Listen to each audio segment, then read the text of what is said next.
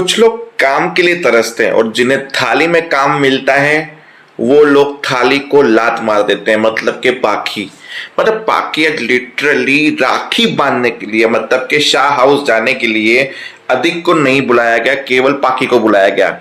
और पाखी ने शर्त रखी अपनी माँ के सामने, अगर आप चाहती हो कि मैं अपने भाइयों को राखी बांधूं, मेरे पति के बिना शाह हाउस चलूं, तो ये तलवार वाला प्रोजेक्ट मेरे पति अधिक को मिलना चाहिए। वो उस पर काम करेगा, यानी ऑफिस में उसका रिटर्न होना चाहिए, वरना ठीक है मैं भी नहीं आऊंगी। मतलब अगर मैं अनुज कपड़िया होता ना, कसम से मैं अनुज कपड़िया होता, भले पाखी मेरी सगी बेटी होती, सगी बेटियां रिमाइंड सगी बेटी होती, तो मैं बोलता बेटा जिंदगी में तुमने कुछ अचीवमेंट भी किया है। एक तो मैंने थाली में परोस के तुझे काम दिया है और उस काम के लिए तुम मेरे सामने शर्त रख रही हो। अनुज की तो सगी बेटी भी नहीं, अनुज को तो कम से कम बोलना चाहिए बेटा यू आर फायर्ड। तुम्हारा पति, पहली बात तो ऑफिस से निकलो, दूसरी बात के घर से निकलो, तुम्हारा घर पे भी हक नहीं बनता। अरे कौन सा भाई होता है भाभी का जो घर के अंदर रहता है उसकी बीबी को भी लेके आता है? मतलब तुम लोग क्या डेरा जमा के बैठे हो? चलो खैर, तुम लोग फिर भी रह रहे हो, फिर भी ऐसे इंसान को कदर नहीं है। शर्त रख रही है और अपने पति के कहने पे रोमिल को राखी भी नहीं बांधी। मैं नहीं बांधूंगी राखी। जो मेरे पति के खिलाफ वो मेरे खिलाफ, जो मेरे पति को पसंद नहीं वो मुझे पसंद नहीं। साला आज इतना गुस्सा आ रहा था ना मुझे, और दूसरा गुस्सा आया डिम्पी के ऊपर। त्योहार के दिन अपने पति को नसीहत दे रही कि इतना खर्चा करने की क्या जरूरत है बहनों के ऊपर, एक एक ड्रेस दे दो छोटी और बाकी को वो उसी में खुश हो जाएंगी। इतना ताम छाम करके गिफ्ट क्यों पैक कर रहे हो? और तूशु को भी ताना दिया कि भाई तुम्हारे पास तो पैसे हैं ही नहीं, बस छोटे भाई के पैसों पे गिफ्ट पे अपना नाम चिपका के बहनों को दे दिया।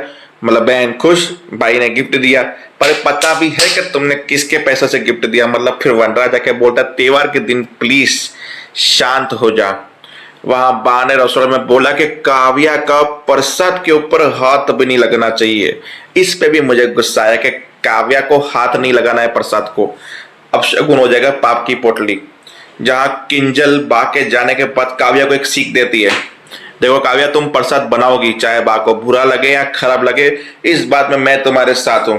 अगर मैं अपने सच्चे मन से तोशु को माफ नहीं कर पाई, फिर भी तोशु इस घर में रह रहा है, सारे रीत रिवाज रस्म में निभा रहा है, पापा भी रीत रिवाज रस्म में निभा रहे हैं, सब कुछ कर रहे हैं, सब में भागीदार बन रहे हैं, तो गलती जब सेम है तो सजा भी सेम होगी। तुम बनाओ प्रसाद, ये बात मुझे अच्छी लगी। मतलब देखो काव्या चाहे या ना चाहे उससे इस घर में रहना होगा, और ये बात काव्या का ब्रह्मास्त्र बनेगी। अनुपमा इसे ब्रह्मास्त्र बना चुकी है, किंजल उस ब्रह्मास्त्र को चलाना सिखाएगी, और जिस दिन ये ब्रह्मास्त्र चल गया तो सजा तीनों को दो। इस अग्री, लड़का लड़की में फर्क नहीं होना चाहिए मेरे हिसाब से।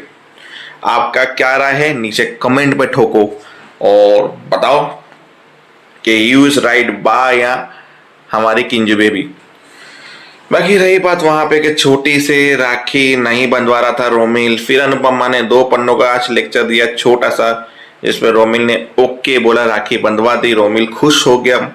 छोटी ने गिफ्ट मांगा, उसको गिफ्ट में हक दिया, बोला अभी तो कुछ नहीं है, बाद में जरूर कुछ लेके आऊंगा। बोला नहीं हक दे दो और बाद में मुझे आइसक्रीम खिला देना, मेरे लिए वही तोहफा है। बेचारी छोटी का मुंह लटका हुआ था कि कोई मुझसे रखड़ी क्यों नहीं बंधवा रहा है।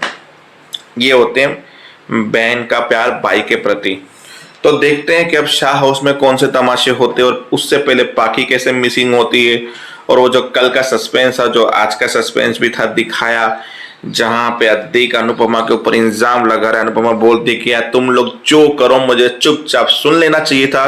बोला अपनी बेटी की खुशी की खातिर तो आपको चुप रहना चाहिए था, कम से कम हद में रहना चाहिए था।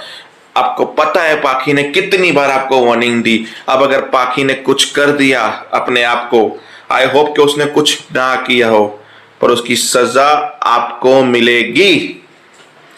अब देखो शाह हाउस वाले अनुपमा के ऊपर चढ़ ना बैठे तो अच्छा है पाखी के लिए। देखते हैं क्या होता है।